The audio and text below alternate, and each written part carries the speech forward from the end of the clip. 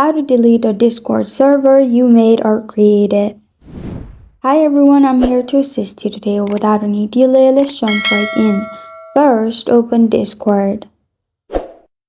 Simply click on the Discord server you made, which is located at the left side. Click on it, and then you will find your server's name at the top. In my case, it's Sophia's server, so I'll simply click on Sophia's server at the top with the arrow.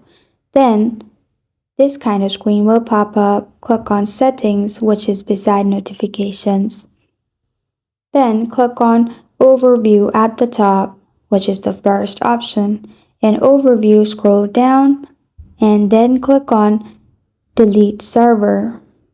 Click on Delete Server, and then you will find this kind of screen pop up. Click on Yes, and your server will be deleted.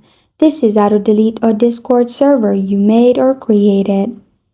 Thank you for joining me today. If this video helps you out, please leave a like and subscribe for more. Got a question or want to suggest a topic? Comment below. Thank you for watching.